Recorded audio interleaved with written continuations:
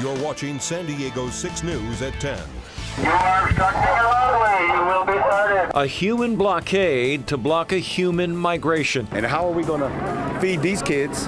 You know, hundreds of thousands, supposedly. Both sides say they're driven by desperation. These are children that, through no fault of their own, are living in a very dangerous situation. We can't afford any more hardships in our community. Tonight, the struggle between those seeking to preserve their communities and those seeking refuge.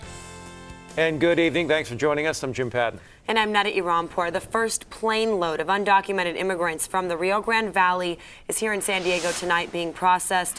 Their trip from Texas included a chartered jet, buses, and a significant change of plans after the convoy was met with heated protests. And we have team coverage on this story. Our John Carroll live in San Isidro, where the migrants are being evaluated and welcomed tonight by a number of demonstrators. But we begin with San Diego 6's Derek Stahl to explain their 1,700-mile journey and the controversy surrounding it. You are obstructing a roadway. You will be cited. Please move out of the way. Tempers ran hot as protesters tried to keep busloads of undocumented immigrants out of the Murrieta Border Patrol station and out of their community. Return the sender! I haven't been gainfully employed. I started raising reptiles to put food on my table. And how are we going to feed these kids? You know, hundreds of thousands, supposedly, and I can't even feed my 4 kids.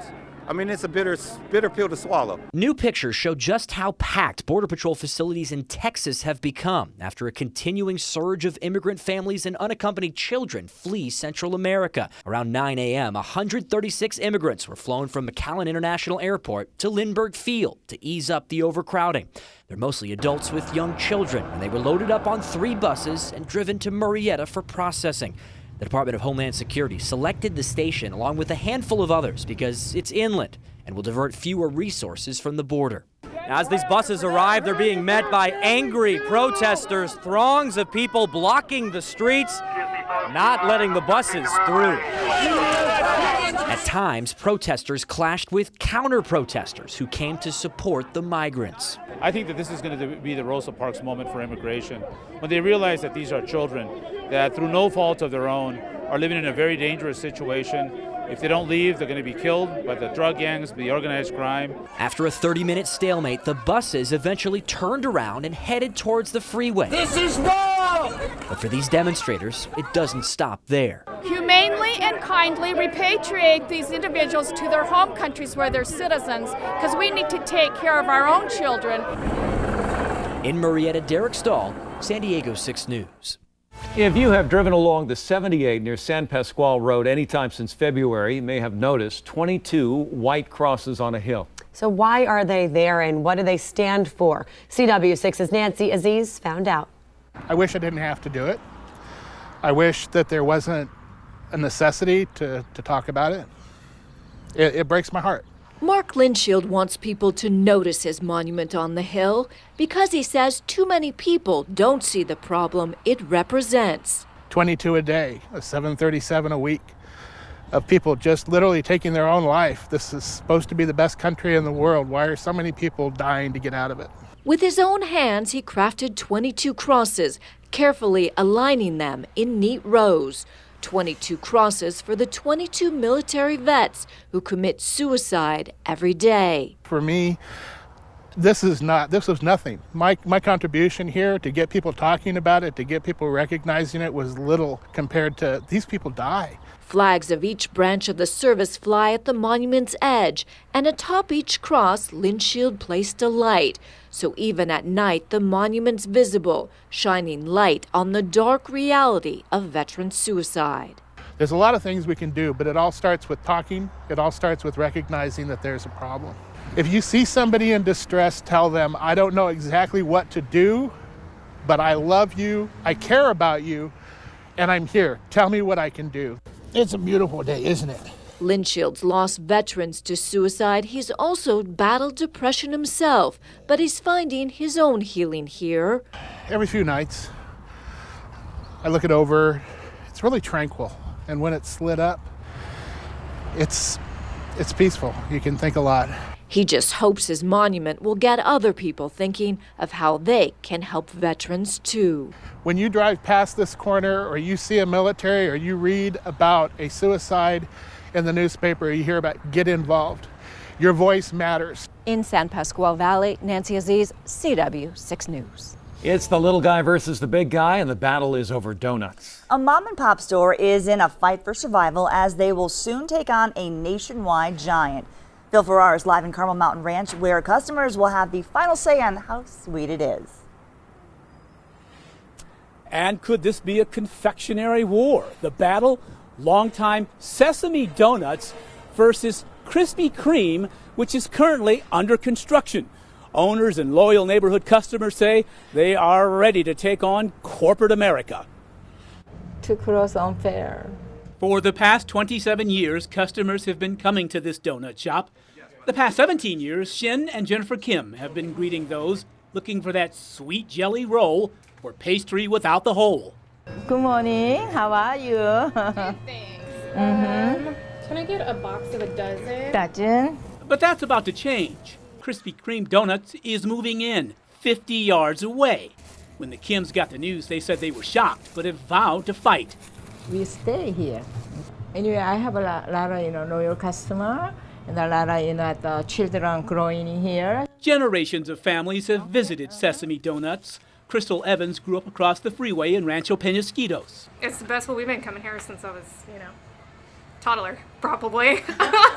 Long time. But Crystal, like every other customer, just recently heard the news. Krispy Kreme is coming. We were just talking about, the effect it could have on this place and how sad it is that, mom and pops are going to be struggling more with big companies coming in. Well, I think small business is the backbone of the United States. I support these guys. They're awesome. Donuts are awesome. Shin Kim says this is a fight to the finish, a good versus corporate evil. Battle of biblical proportions. They're even having David versus Goliath posters made. Neighborhood coming, our loyal custom coming, and don't worry about Krispy Kreme coming here. We still support here. So they comfort us. So we change our mind. We are going to stay here. Back here live, CW6 spoke with the LA company that brokered the deal for Krispy Kreme. They said whatever was going to be put in this old building here that used to be a Carl's Jr. was going to upset some people. One thing they say is it will create more jobs and enhance the neighborhood. It opens in July, and by then we'll see who is cheaper by the dozen. We're live in Carmel Mountain Ranch. Phil Farrar, CW6 News. Police officers will tell you they are one big family, and when one officer is killed, everyone feels that pain. Today, they are doing their job with heavy hearts. 242, John, do you show me tonight? Work goes on at police departments around the country today. Crime not stopping because officers hurt. And our prayers definitely go out to their family members, but we understand that it's something that we signed up for, to face the dangers in society so that other people don't have to face them. At Chula Vista PD, flags fly at half staff. Some officers are wearing bereavement bands, a visible sign of support for the officers who died. Every officer feels just incredibly bad when they hear another officer falls on the line of duty. And of course, you can always give us a call if you need any help with anything. You know that, Kevin, right? Chula Vista officer Michael St. Clair says he's just as committed to protecting the community now as ever, but says the shooting has him and other officers on alert. A lot of officers are on the lookout a little bit more cautious when it comes time to, driving around or a car pulls up next to us. We definitely look at them probably more than we do normally, just for our own safety. But amid the concerns, there are so many signs of support from the community. People saying thank you, sending flowers and food. It really is touching to the heart that I know people are still supportive of police officers. I pulled you over today because I noticed one of your brake lights was out. St. Clair says he hopes good will somehow come from the Dallas tragedy and the events leading up to it, that both sides can again learn to trust. We are an entity that's held to a higher standard than anyone else, and we need to be held to a higher standard. So I understand the emotion that's out there right now. I definitely do.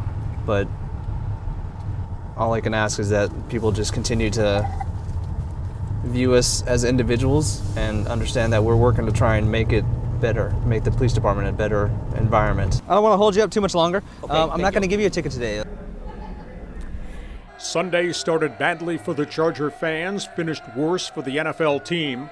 Owner Dean Spanos told CBS, "I'm leaning towards going to Los Angeles." Then as much as 80% of the stadium showed up wearing Raider colors.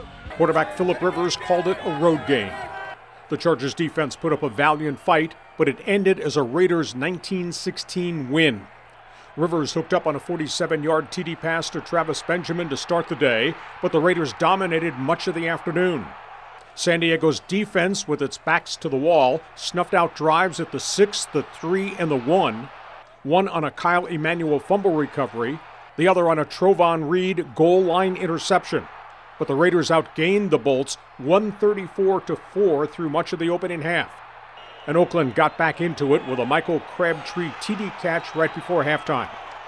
Then turnovers and sacks wiped out the effort. Up 16-13 in the fourth quarter, rookie Ken Farrow stripped of the ball in the pile, led to a game-tying field goal. Emanuel made a key third down stop, forcing another field goal, but Oakland had the lead. And then backed up to his own goal line, Rivers took a big sack, then a big hit, and result, Reggie Nelson interception. A visibly upset Mike McCoy saw his team fall to 5-9. Rivers said it was tough to see silver and black everywhere in the stands. Every loss is tough. You know, every loss, these guys do so much, you know, and it's tough in this league when you don't win. They work so hard, and I mean, that's what we do. I mean, this is our profession. So, you know, when these guys fight these tails off and don't get the rewards, it's tough. You know, they deserve to win. Obviously, it's been two tough seasons. Two of the toughest in my 13 years. Obviously, wins wise. There's a stretch there where we were 8-8 or better for a long time. These last two, it's been tough, and we've had some tough home losses, and obviously there's some other things going on as well. Netta, nearly 24 hours later, and still a lot of work being done. To give you an idea of where we are, to my right here, right off the main drag, is Mission Boulevard. Then to my left is the bay, and now this alleyway is just flooded with sand and water again. Crews are still here pumping the water and cleaning up what is certainly a mess. You can see the street here even sagging. Of course, a mess for the city and especially those who live in the area. And you can see city crews working on that temporary fix right now. They are filling in that gap so that hopefully this alleyway will be drivable fairly soon. Again, the permanent fix will come in the next 30 days. That's actually when they're going to schedule it.